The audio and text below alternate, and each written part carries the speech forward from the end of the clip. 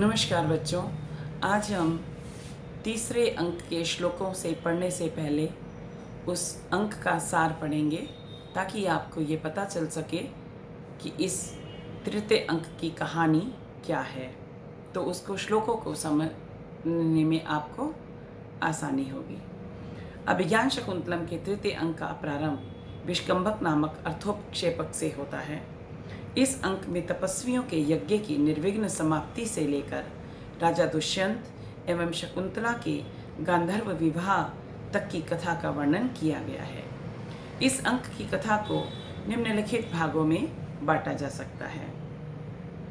विष्कंभक में वर्णित कथा, राजा दुष्यंत की शकुंतला के प्रति आसक्ति की कथा, शकुंतला की राजा के प्रति आसक्ति की कथा, राजा एवं शकुंतला के गांधर्व विवाह की कथा एवं गौतमी के आगमन की कथा।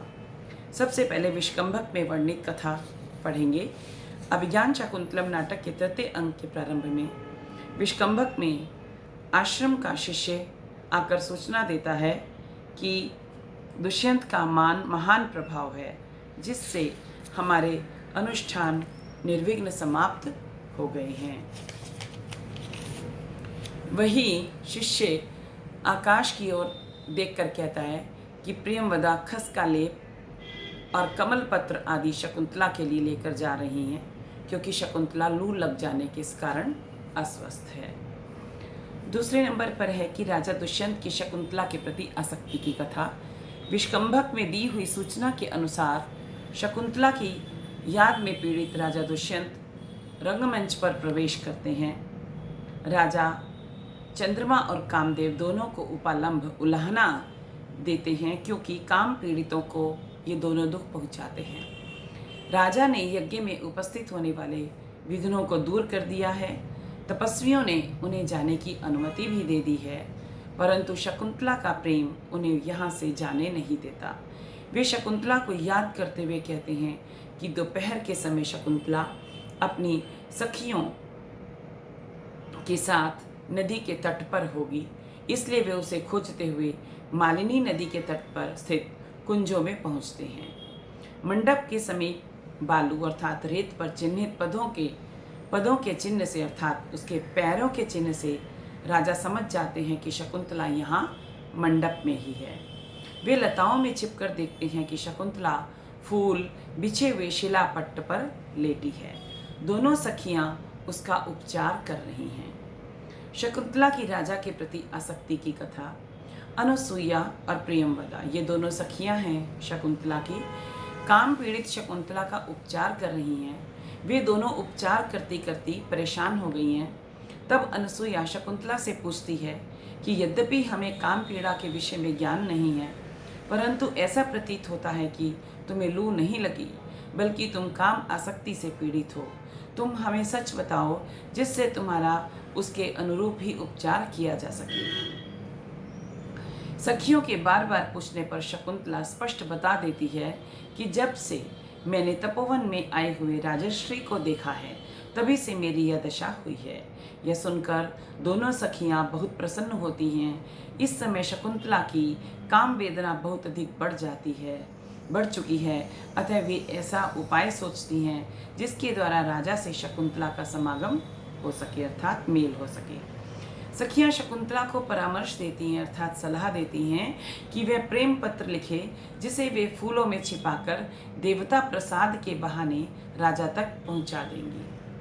इसके पश्चात शकुंतला प्रेम पत्र लिखती है कि हे दया ना करने वाले, मैं तुम्हारे हृदय की बात तो नहीं जानती हूँ, परंतु यह कामदेव मुझे तुम्हारे कारण दिन रात पीड़ित कर रहा है। राजा एवं शकुंतला के गांधर्व विवाह की कथा। सखियों के कहने पर शकुंतला राजा दुष्यंत को प्रेम पत्र लिखती है। प्रेम पत्र के अभिप्राय को समझकर राजा शकुंतला के सामने अचानक पहुंचते हैं। वह खड़ी होकर राजा का अभिवादन करना चाहती है, स्वागत करना चाहती है। राजा अस्वस्थ शकुंतला को खड़ी होने से मना कर देते हैं। तभी प्रियंवदा कहती है कि आप दोनों का प्रेम अब प्रत्यक्ष है, अर्थात हम सबको पता चल चुका है, परंतु काम पीड़ित हमारी सखी शकुंतला बाद में शोचनीय अवस्था को प्राप्त ना हो जावे, अतः इसकी रक्षा करना आपका कर्तव्य है। अनुसुईया भी कहती है कि राजा के अंतःपुर में अनेक स्त्रियां हैं, ऐसा ना हो कि हमारी यह सखी अपने संबंधियों के लिए चिंता का विषय हो जाए। राजा उनकी बातों को सुनकर वचन देते हैं कि मेरे अंतःपुर में बहुत सी स्त्रियां हैं, परंतु मेरे वंश की प्रतिष्ठा दो पर ही निर्भर रहेगी, एक समुद्र पर्यंत पृथ्वी पर और दूसरी तुम्हारी सखी या शकुंतला पर। यह सुनकर दोनों सखियां निश्चिंत हो जाती हैं। इसके पश्चात अनुसुईया एवं प्रियवदा हिरणी और उसके बच्चे को पकड़ने का बहाना करके वहां से चली जाती हैं। राजा एवं शकुंतला दोनों गांधर्व विवाह करके प्रेम की क्रीड़ा करते हैं। गौतमी के आगमन की कथा। सायंकाल के समय कण्व ऋषि की छोटी बहन गौतमी शकुंतला के स्वास्थ्य का समाचार जानने के लिए आती हैं। वह शकुंतला को लेकर कुटिया में चली जाती है। राजा वहां अकेला छिप कर रह जाता है। तभी नेपथ्य से आवाज आती है कि संध्या हो गई है और यज्ञ के चारों ओर भयानक छायाएं मंडरा रही हैं। राजा तपस्वियों की रक्षा के लिए चला जाता है। इस प्रकार यहीं पर अंक की समाप्ति हो जाती है। कुल मिलाकर प्रस्तुत इस अंक में दोनों सखियां को ये पता चल जाता है कि शकुंतला राजा दुष्यंत के प्रेम जाल में फंस चुकी है और वे दोनों अब उसका पहले वो काम आसक्ति के कारण उसका जड़ी बूटियों के द्वारा उपचार करती हैं। फिर शकुंतला से पूछती हैं कि ये तुम्हें किस लिए, ऐसा नहीं लगता कि तुमको लू लगी है, ऐसा लग कुछ और ही कारण हो सकता है। तो शकुंतला बता देती है सखियों को कि जब से मैं राजा से मिली हूँ तब से मेरे को ये पीड़ा पहुँचा रहा है, काम भावना पीड़ा पहुँचा रही है।